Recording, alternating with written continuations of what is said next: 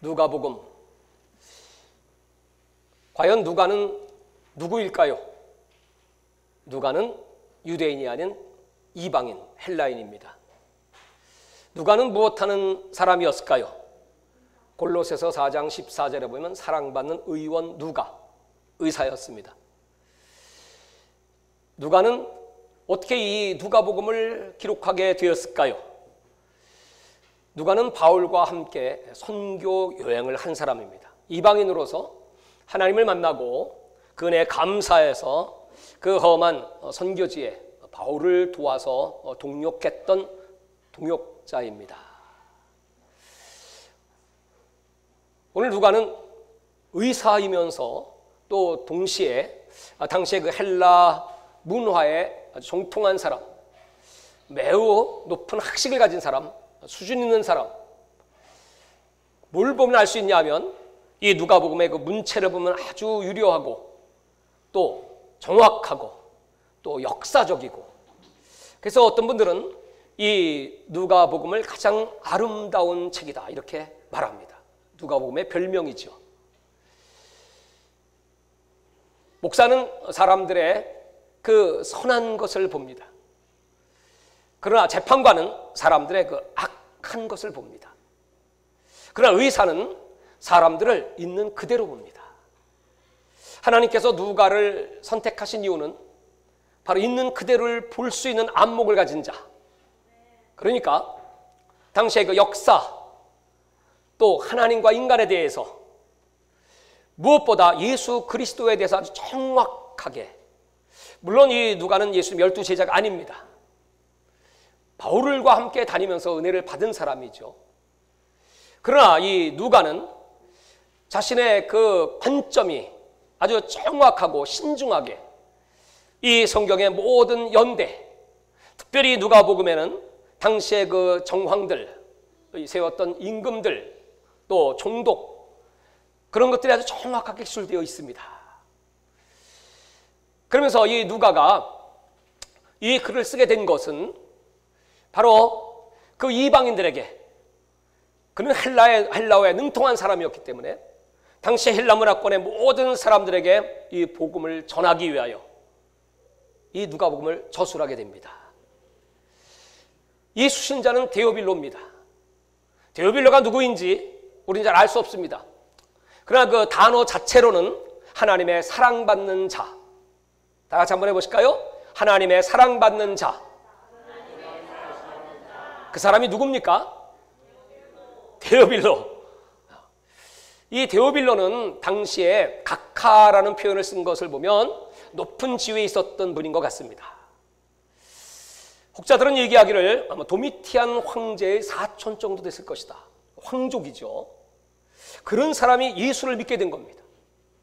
당시에 그 가이사 황제에 대한 칭호는 주님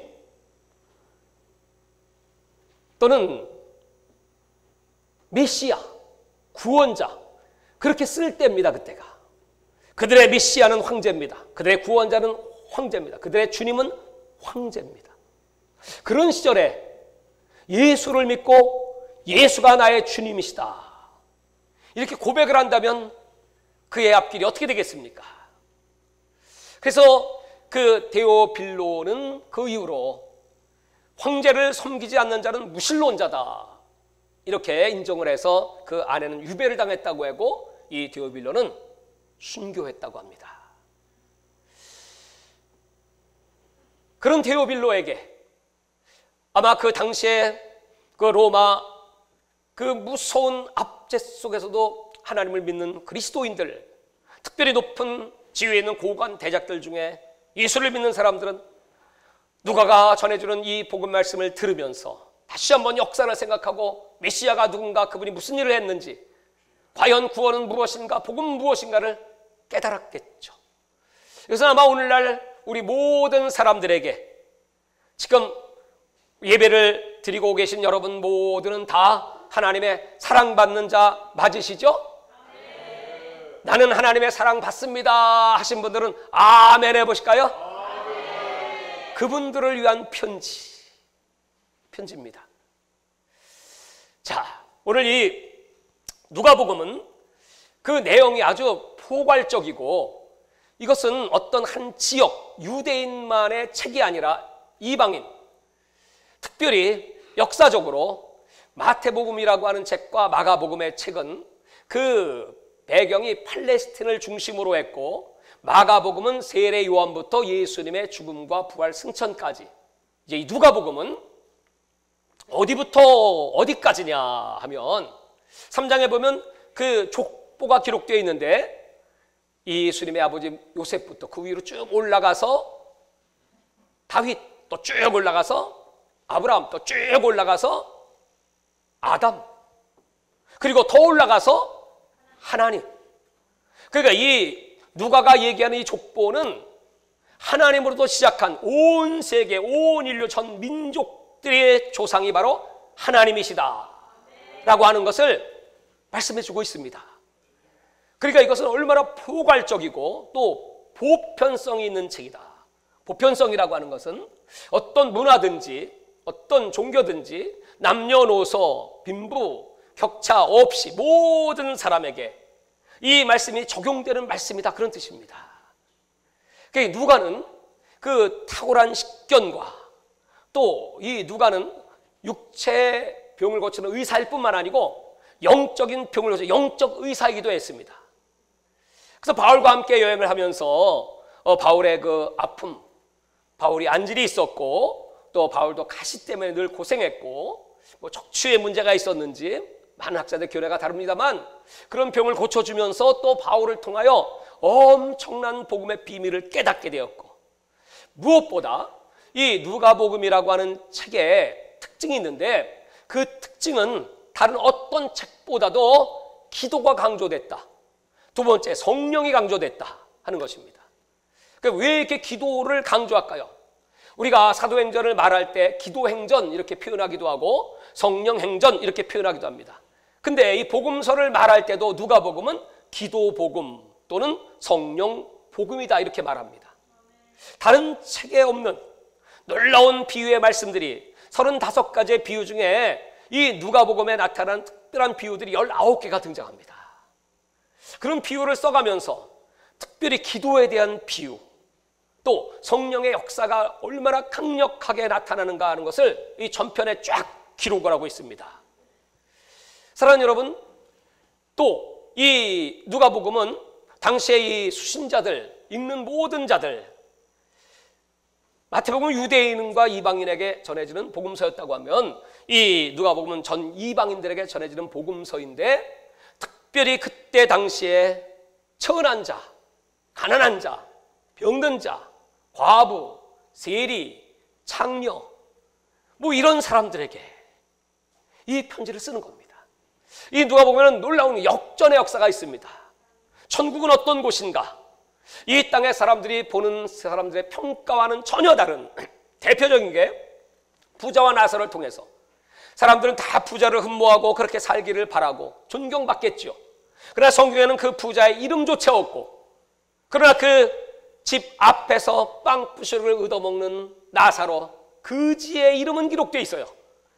이 천국은 이제 완전히 역전의 나라가 될 것이다 하는 것을 보여주기 위하여 당시에 그 가난하고 병들고 소외된 모든 자들, 특별히 여자라고 하면 여자는 당시에 사람 수에 끼지도 못합니다. 그런데 그 여자들을 얼마나 존중하고 있는지, 이 당시에는 혁명적인 역사이죠. 누가 보면 처음부터 시작되는 이 성령의 역사가 누구를 통하여? 사가랴와 그의 아내 엘리사벳을 통하여, 그리고 그 예수님이 누구를 통하여 이 땅에 잉태되십니까? 마리아를 통하여. 여러분, 그 여인들을 통한 이 구원과 대속의 역사가 시작된다는 말이죠. 여러분, 마리아는 당시에 나이가 몇 살쯤 됐을 것 같습니까? 정확하게 그 마리아의 나이는 알 수 없지만 대충 당시 그 결혼하는 그 연령을 보면 적으면 10살, 보통은 12살, 노처녀는 15살, 그렇게 된다고 합니다. 그러니까 10살, 12살 된 어린 소녀입니다. 우리 손녀딸 혜리하고 비슷하나? 근데 성령님이 그 마리아를 찾아가셨어요. 내가 네 배를 쓰겠다. 성령으로 잉태되리라. 그러니까 이 어린 마리아가 주여 주의 계집종이오니 뜻대로 하시옵소서. 여러분, 이런 믿음을 가진 여자 참 놀랍죠. 여러분, 오늘 여러분들에게 하나님이 찾아오셔서 천사가 오늘 그대의 배를 쓰겠소. 그러면 여러분 뭐라고 말씀하십니까? 이제는 나이 많아 배가 다 늘어지고 도저히 나는 생산할 수 없습니다. 사라처럼 얘기하실 분도 있을 거고, 아니 나는 우리 애 낳아서 키우기도 바쁜데 무슨 또 다른 새끼를 쉰단 말입니까? 노 땡큐 거절할 수도 있겠죠. 여러분 같으면 성령께서 친히 오늘 그렇게 말씀하시면 이렇게 말씀하실 수 있을까요? 주여 내 배를 쓰시옵소서. 시작. 그랬던 마리아였습니다. 이 누가복음은 그 앞과 뒤가 전부 성령으로, 이렇게 성령으로 계시하고 성령으로 잉태되고 성령으로 사가랴에게 이름을 주셔서 세례 요한이라는 이름도 받고, 그 다음에 이제 성령의 역사 속에 그 마지막 제자들이 찬송을 부르는 장면까지, 그러니까 그 모든 누가복음 전체 속에 그 가로 안에 딱 그 성령의 주체, 그게 바로 예수님이시고, 그 예수님이 그렇게 늘 성령과 동행할 수 있던 습관, 그것이 바로 기도다. 그래서 기도와 성령의 복음서라고 표현하는 것입니다. 정말 이 누가는 굉장히 영적인 사람이었고, 또 바울과 그 선교여행을 다니면서 여행을 굉장히 좋아했던 사람이었습니다. 그래서 이 누가복음의 그 필치는 전부 예루살렘 올라가는 그 여행의 과정이 기록되어 있고, 여러분 누가복음과 함께 사도행전이라는 책도 역시 누가가 썼습니다. 그 누가가 쓴 사도행전도 역시 여행의 책이죠. 로마로 향하는 그 바울의 발걸음. 그게 이 누가는 누가복음과 사도행전을 합치면 이 신약성은 4분의 1입니다. 그러니까 이 신약의 굉장히 중요한 저자 중에 한 사람으로, 그것도 유일한 이방인으로 이렇게 쓰임받을 수 있었던 것이 오늘 이 누가복음을 쓰면서 이렇게 고백을 하는 겁니다. 처음부터 목격자와 말씀의 일꾼된 자들이 전하여준 그대로 내력을 저술하려고. 그러니까 이 누가는 예수님을 만나보지 못했지만 그 예수님을 만났던 사람들, 그리고 예수님 주변의 여인들, 연세가 많으시겠지만 그분들을 통하여 전해 들은 그 말씀, 또 앞에 이미 나온 복음서가 있죠. 그 책이 마가복음 첫 번째 책이라고 말씀드렸습니다. 그 마가복음을 통하여 또 인용된 말씀들, 이런 걸 가지고 자기의 그 지혜와 지식과 하나님의 계시의 영으로 말미암아 이 성경을 기술을 하는 것입니다. 그게 누가복음입니다. 데오빌로를 비롯한 후대의 많은 하나님의 사랑을 받는 자들에게 이 편지를 쓰면서 그는 이 모든 역사가 하나님의 성령의 역사라는 걸 강조하기 위하여, 그래서 그 기도 속에 나타난 하나님의 그 역사들을 쭉 기술을 합니다. 그래서 이 다른 책보다 그 많은 비유들이 있고, 그 비유 가운데 유명한 비유들이 바로 기도의 비유입니다. 주기도문을 가르쳐 주시면서 또 그 불의한 재판관에게 찾아가서 강청하는 여인의 비유를 통하여, 또 친구가 왔는데 밤늦게 먹을 것이 없으니까 자기 친구 집에 가서 문을 두들기면서 강청하여 떡덩어리를 달라고 하는 이런 비유들을 말씀하시면서 기도가 얼마나 중요한 것인가. 여러분, 당시에 그 고대 문명 그 문화 시절에는 그들의 수치가 있었다는 거예요. 수치. 우리가 강청했다고 말할 때 그것은 나그네들이 왔을 때 그냥 보내든지 대접을 소홀히 하면 그것은 그 개인뿐 아니라 그 마을의 수치라고 여겼습니다. 그래서 그들은 자기들이 먹을 게 없어도 나그네들이 오면 아주 대접하는 걸 기뻐했다고 합니다.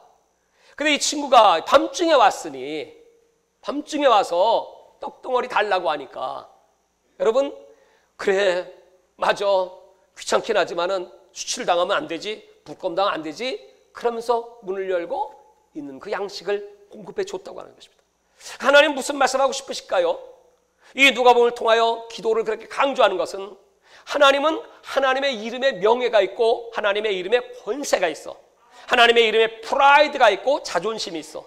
우리가 여러분 예수의 이름으로 하나님 앞에 간절하게 부르짖고 간청하면 하나님은 안 주실 수 없다는 거예요.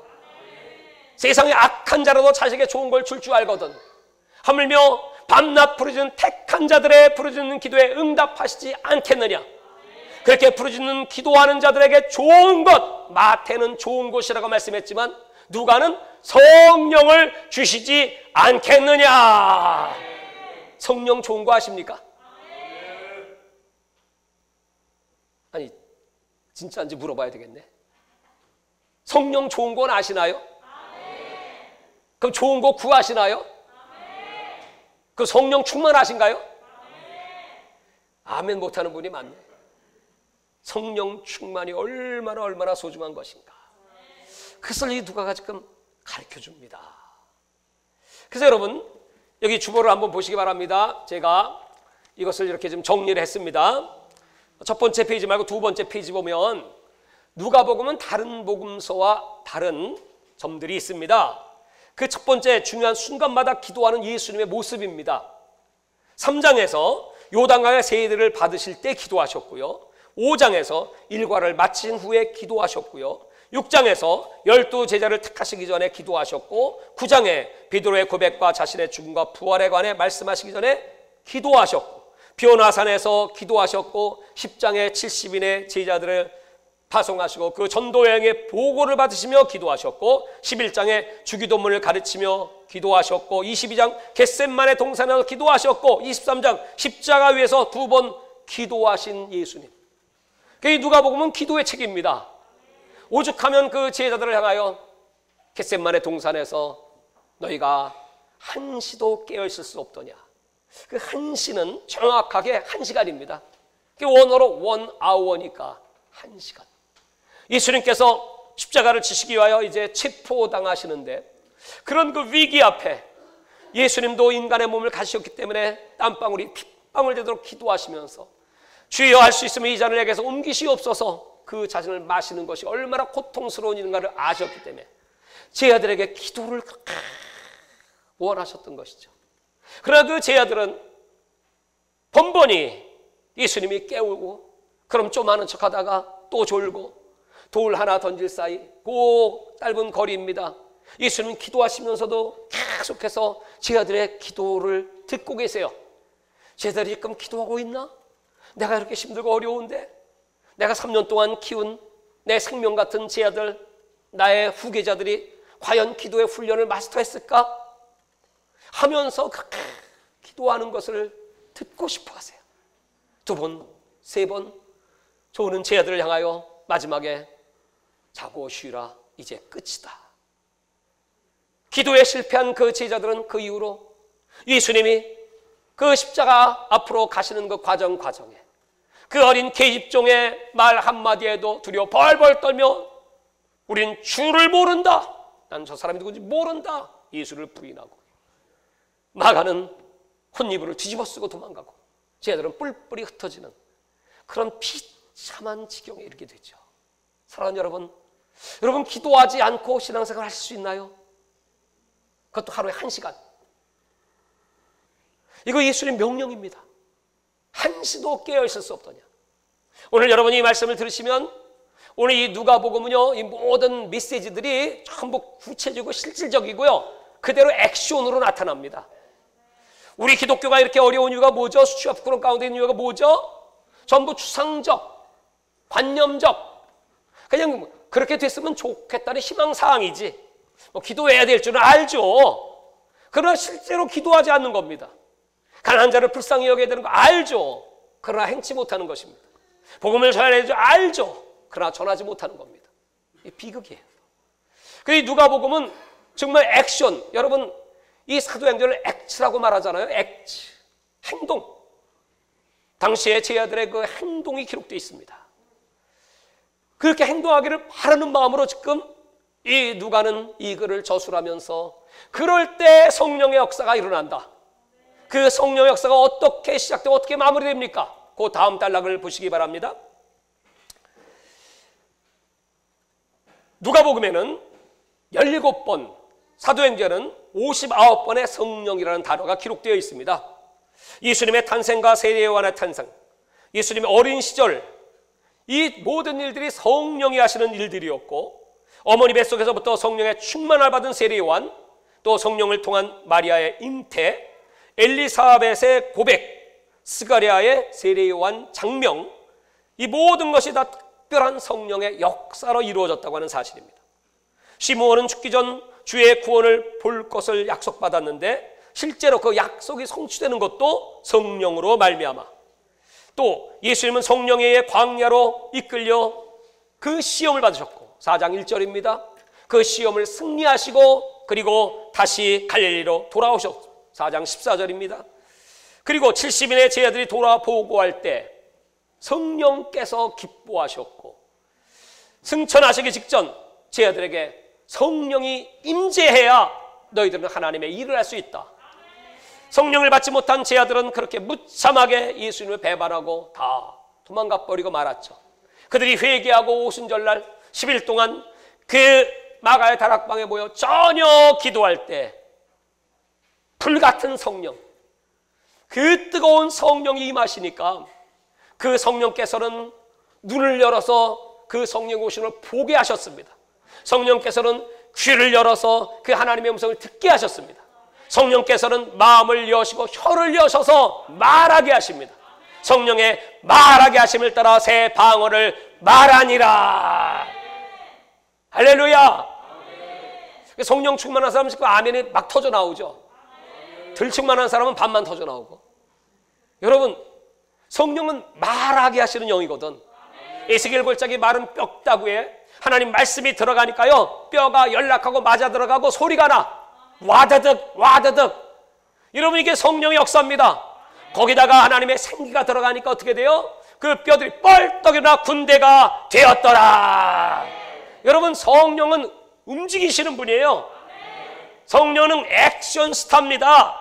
그러니까 성령 충만한 사람은요, 절대로 가만히 있지 못하지. 그냥 예수 증거하기 바쁘고, 입만 열면 찬양과 기쁨이 충만하고, 아픈 사람 있으면 기도해 주기를 원하고, 때렸던지 못해 복음 전하기를 원하고. 여러분, 이런 사람들이 여러분 천사와 같고, 이런 사람들이 예수의 형상이요, 이런 사람이 예수의 작은 제자들이 되는 것입니다. 성령 충만하시기를 주의 이름으로 축원합니다. 할렐루야. 자,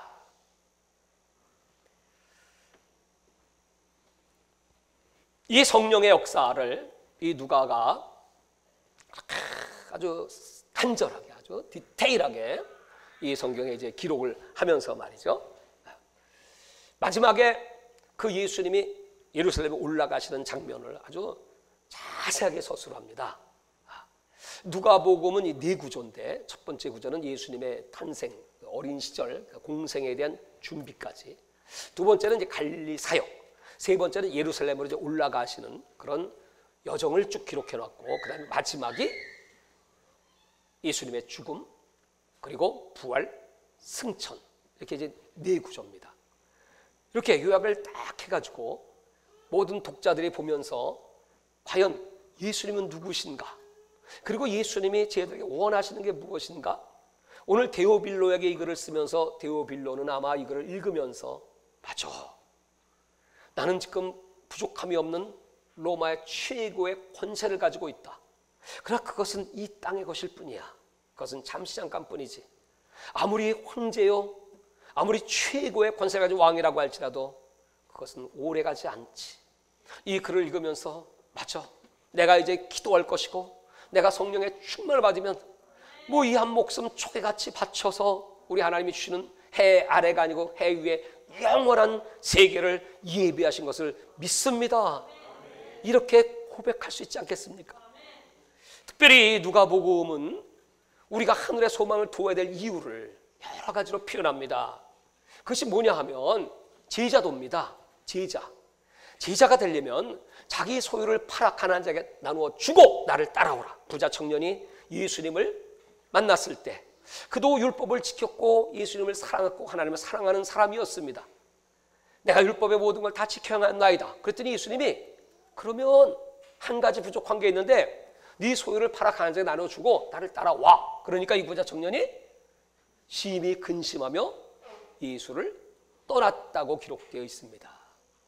여러분, 이 누가복음은 보편성이라고 했는데 부자도 가난한 자도 남자도 여자도 이런 사람들이 다 예수를 공통적으로 믿어야 되는데 과연 이렇다면 부자들은 어떻게 천국 갈 수가 있을까요? 예수님 말씀하시기를 부자가 천국 들어가는 것은 낙타가 바늘귀에 들어가는 것과 같다. 힘들다는 거예요. 특별히 이 누가복음에는요, 부자와 가난한 사람의 비교가 많습니다. 그런데 이 가난한 자들을 마태복음은 심령이 가난한 자 이렇게 나오잖아요. 그래서 우리는 흔히 마음이 가난해야 돼, 그래야 천국이 임하지 이렇게 생각하지만 이 누가복음에는 심령이 없습니다. 그러니까 가난한 자가 복이다 이래요.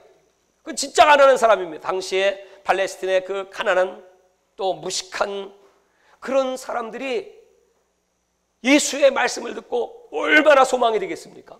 그러면서 부자는 천국 가는 게 그렇게 힘들다고 하니, 여러분 도대체 이 세상에 많은 부자들, 예수 믿는 사람 많은데 천국 갈 수 있을까요? 부자가 어떻게 천국 가요? 부자 천국 못 가요. 그 누가복음 12장에 예수님께서 또 비유를 쓰시면서 어떤 부자가 있었지. 그 부자는 돈을 많이 벌어가지고 창고를 가득가득 채우고, 아, 내가 이제 이렇게 먹고 살만하니 내 영혼아 쉬자, 놀자, 배를 두둥기고 있었는데, 그때 하나님께서 말씀하시죠. 이 어리석은 자야, 내가 오늘 밤에 네 영혼을 거두어 가리니 네 쌓아놓은 것이 네 것이 되겠느냐, 이렇게 말씀하시거든요. 누가복음 16장에 그 부자가 지옥에 내려가 있지 않습니까? 부자들 큰일 났어요. 누가복음을 보면서 부자 큰일 났네. 가난한 자에게 다 나눠주고 팔고 나를 따라와라. 아멘 할 수 있을까요?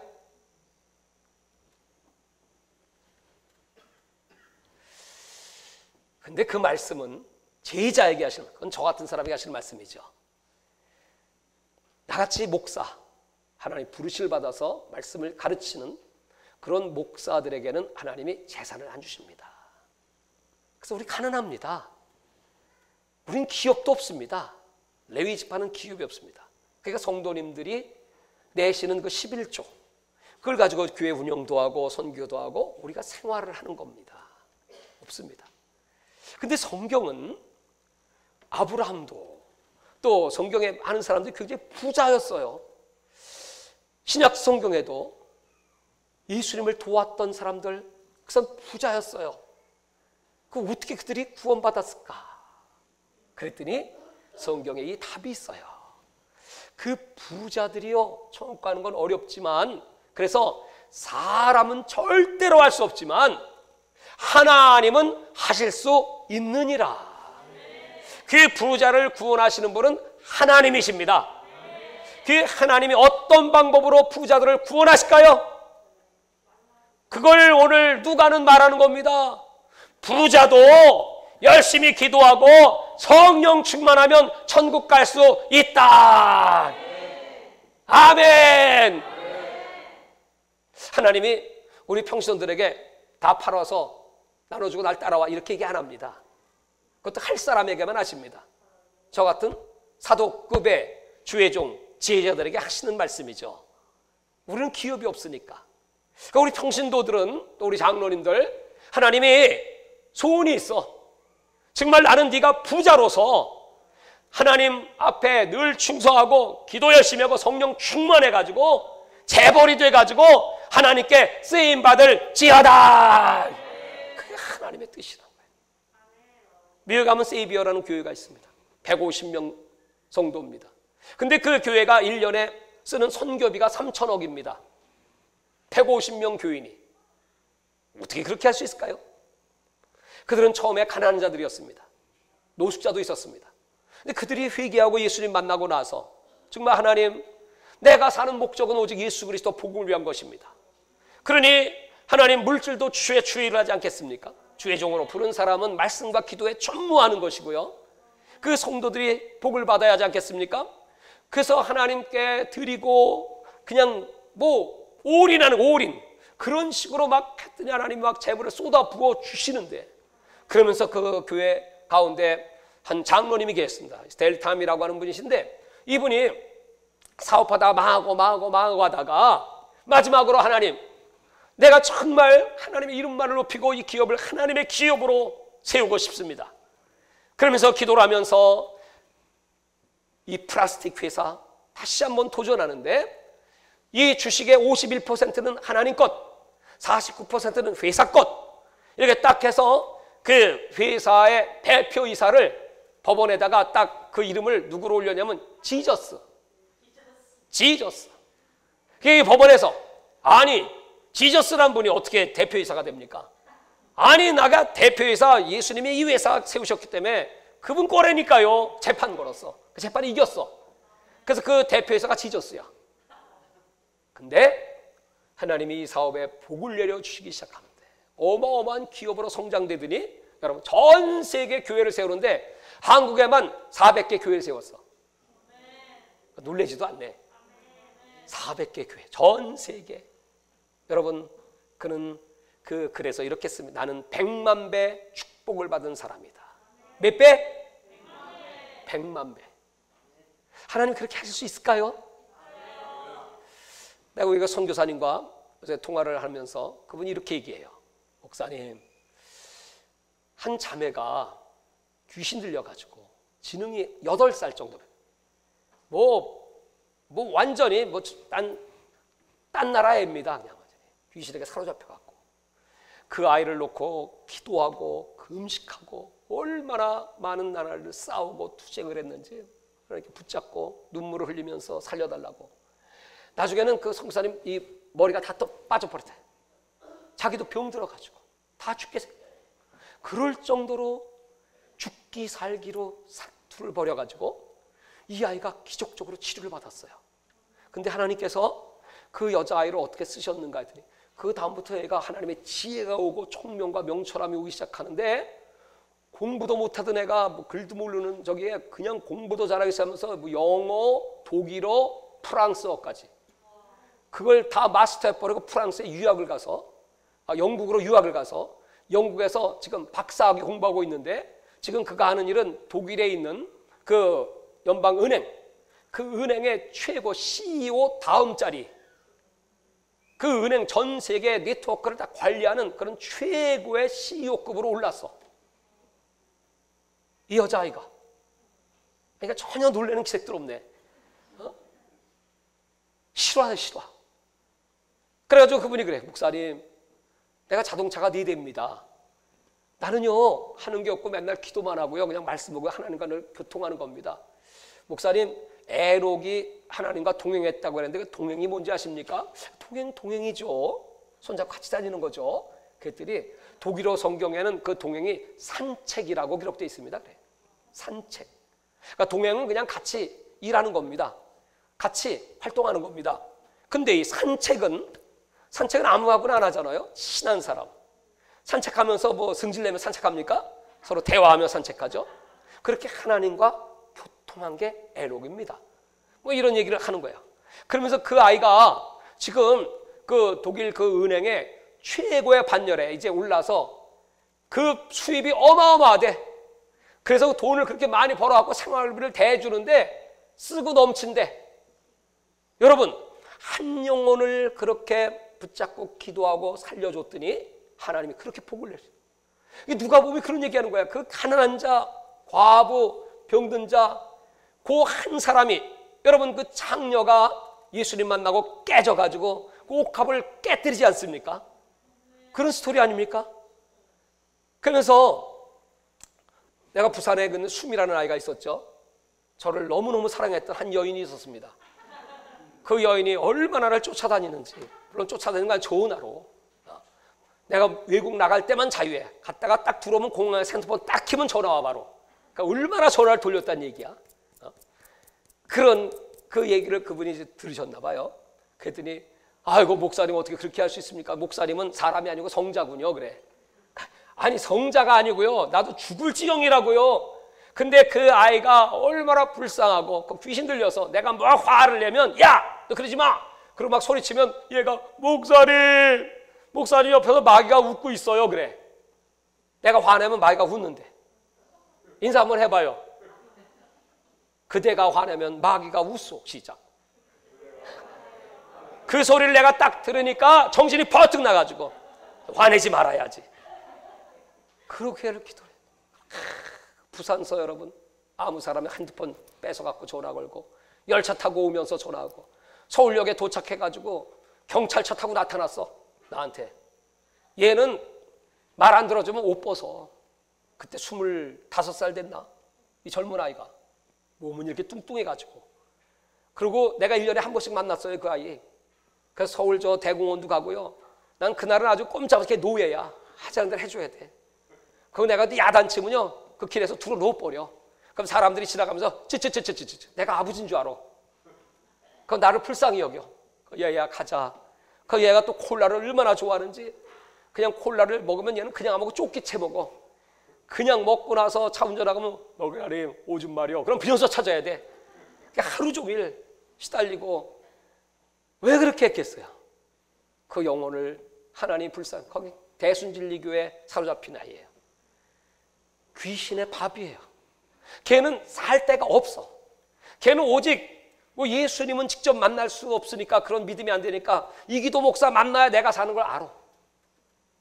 그래서 그 영혼을 놓고, 그게 여러분 6년 동안 그렇게 했고, 그 이후로 지금까지. 근데 요새는 전화가 안 와. 이젠 많이 좋아졌어. 이젠 많이 똘똘해졌어요. 할렐루야. 정말 하나님은 그런 그 가난하고 멸시받고 천대받고 없이 여김받는 그 한 영혼 한 영혼, 그 영혼 사랑할 수 있냐? 그래서 이 누가복음은 그렇게 창기 얘기가 많이 나오고요, 세리 얘기가 많이 나오고요, 탕자 얘기, 아주 밑바닥 인생, 아주 가난한 자. 그래서 동전 2개 드리는 그 과부를 기록을 해요. 그 처참한 삶을 사는 그들. 그러면서 이 누가복음은 파티가 부각됩니다. 잔치. 그래서 그 당시에 여러분 중동에서는 그 잔치가 문화입니다. 문화. 돈이 없어도 빚을 내서 잔치해요. 우리나라도 옛날에 그랬죠? 빚을 내서 잔치하죠. 그 잔치 문화. 왜 예수님이 그렇게 잔치를 강조하셨을까요? 거기에 병든 자, 저는 자, 맹인 다 불러라. 그리고 빈자리가 없어 사람을 감고 나야 데려다가 이전을 채워라.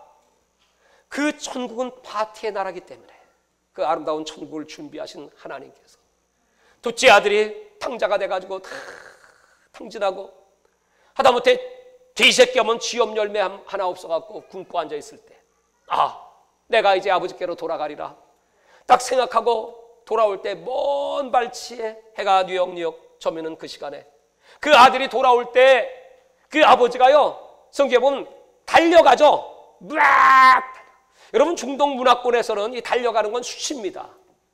그건 우리나라 치면 양반이 할 짓이 아닙니다.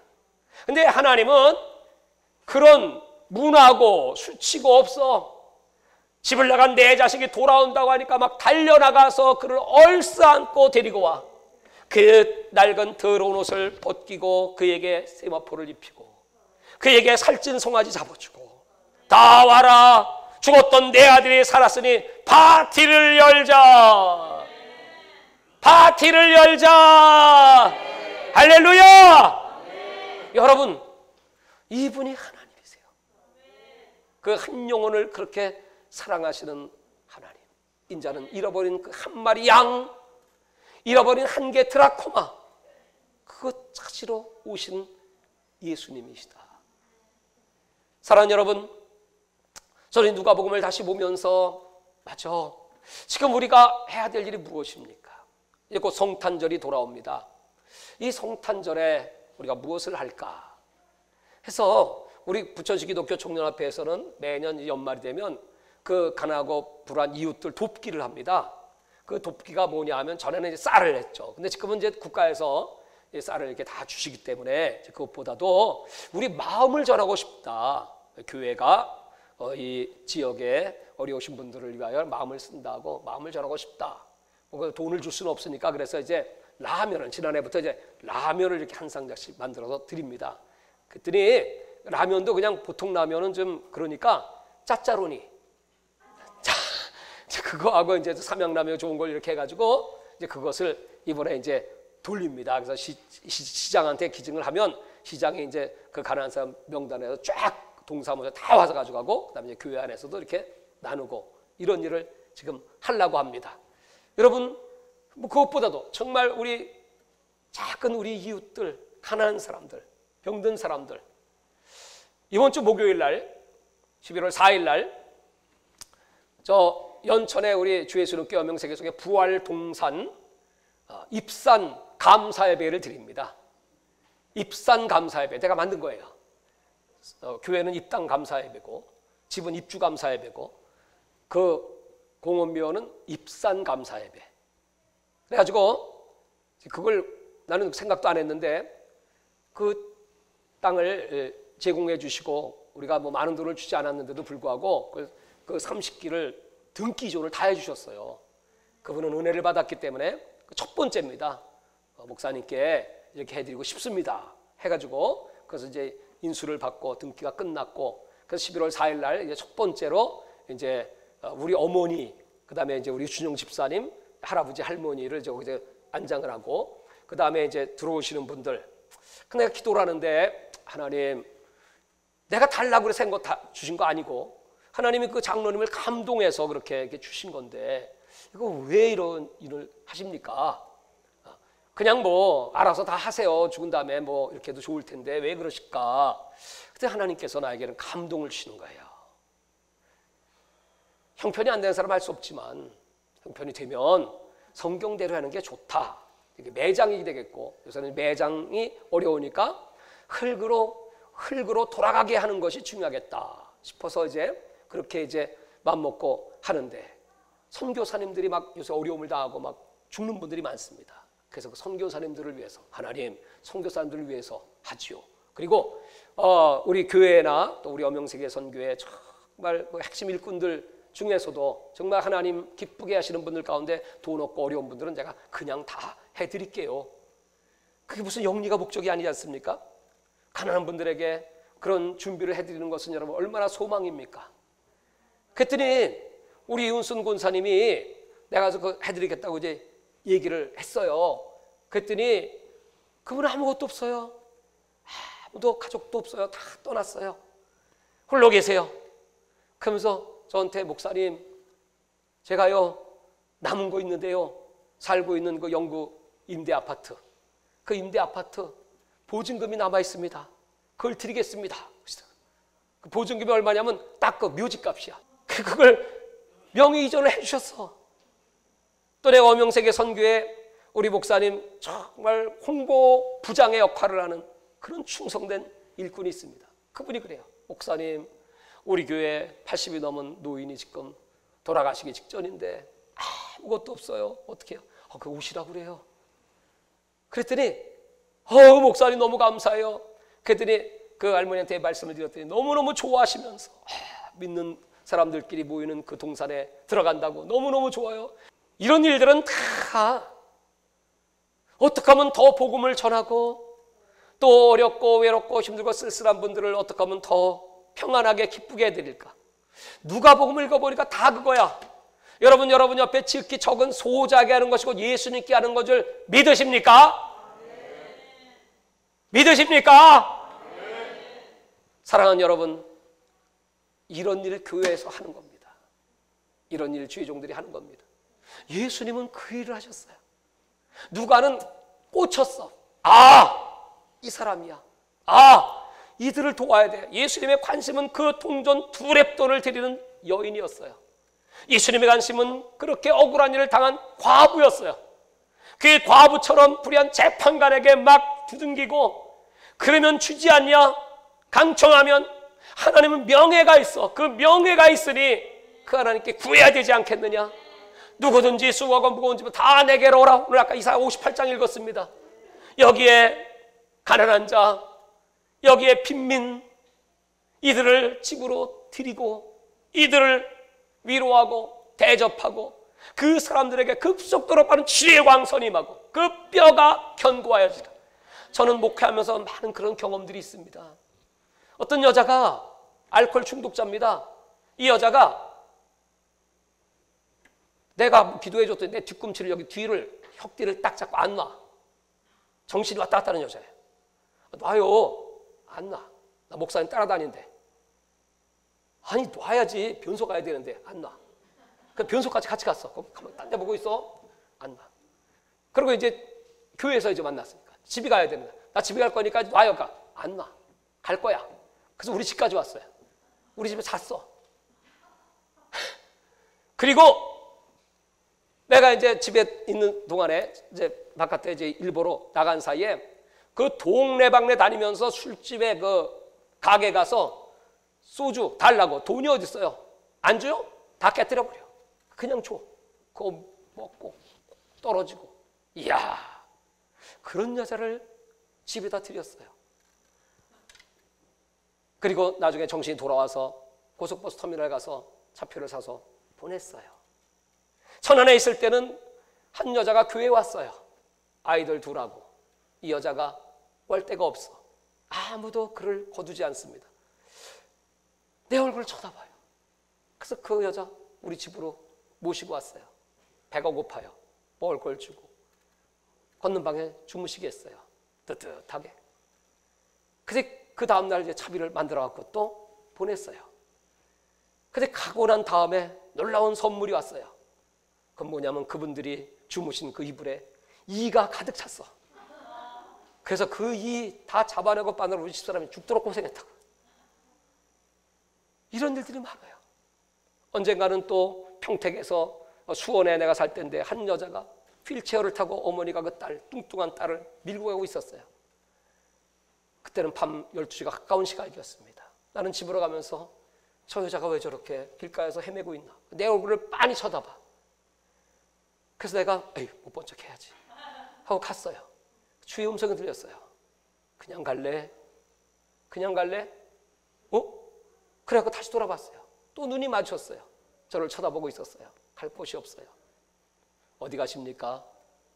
평택까지 갔다가 돈을 받으러 갔다가 비가 많이 와서 충청도에 못 가고 다시 수원역까지 와서 인천 가야 되는데 차도 떨어지고 갈 데도 없고. 그래요, 우리 집이 가시죠. 그래 내가 휠체어를 밀고.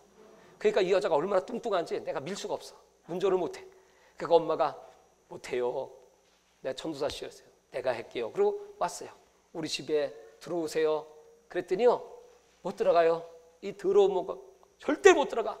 얼마나 사양을 하는지 할 수 없이 그 아파트 주변 밑에서 잠을 자게 됐어요. 이불을 갖다 드렸어요. 그리고 아침 식사를 하고 그리고 인천까지 가야 되는데 버스도 못 타요. 전철도 못 타요. 어떻게 갑니까? 택시를 타야지. 돈이 없어요. 우리 집사람 돈 좀 꼬으라고 그랬어. 근데 꼬주는 사람도 없어. 아침부터 주일날 아침에. 그래서 에이 모르겠다. 택시를 대절했어요. 나 마저 죽더라도 데리고 가야지 하고 교회를 갔습니다. 아유 하나님, 이 차비 어떻게 하면 좋아요? 그냥 한 청년이 딱 마당에 어린거려. 일로 와봐. 나 지금 이분 택시비 줘야 되는데 돈 없어. 나 마저 주고 있는 거 다 털어. 그랬더니 어이 하면서 내놓더라고. 그걸 줬어요. 그리고 아침 식사를 빵을 대접하고 그분들은 갔어요. 여러분, 하나님이 그걸 다 보세요. 지금도 보세요. 여러분, 하나님은 우리에게 기회를 주세요. 찬스를 주세요. 복받을 찬스. 그 지극히 적은 소자가 예수님이에요. 예수님. 오늘도 예수님이 여러분을 찾아가실 겁니다. 예수님 영접하시겠습니까? 맞이하시겠습니까? 다 도망가지. 다. 저는 누가복음을 다시 읽으면서 그래, 그렇게 신앙생활 해왔지. 그렇게 어렵고 힘들 때 눈물을 펑펑 흘리면서 예수님을 찾았고 그 예수님 은혜 감사해서 나 같은 죄인을 구원하셨는데 하나님, 내가 있어서 내가 가져서 쓰시는 거 아닙니다. 내가 똑똑하고 유식해서 쓰시는 거 아닙니다. 하나님은 예수의 마음만 품으면, 하고자 하면 하나님 다 준비하시고 시험하시고 테스트하시고 됐다. 그때 하나님께서 네가 적은 자, 특히 적은 소자를 영접했으니 나를 영접했구나 하시면서 하나님이 높이 들어서, 아마 내가 목사로 지금까지 쓰임받을 수 있었던 것은 그런 상황들을 외면치 않았기 때문에, 그러나 또 언젠가 나도 모르는 사이에 또 에이 귀찮어 하고 차버릴 수도 있었겠죠. 철저히 회개하고 하나님 내 영의 눈을 뜨게 하여 주옵소서, 예수님을 보게 하여 주시옵소서. 사랑하는 여러분, 오늘 다시 한번 예수님께서 우리에게 부탁하시는 지극히 적은 소자들, 난 누가복음에서 오늘 그걸 찾았어요. 보물. 옆에 분을 한번 쳐다보실까요? 그러면서 한번 얘기해 보실까요? 지극히 적은 소자를 영접합시다. 보물이 그대 옆에 있습니다. 여러분, 외면하지 마시고 주님 오시는 그날까지 하나님께서 우리에게 주시는 이 놀라운 하나님의 위로와 축복 함께 하시기를 주의 이름으로 축원합니다.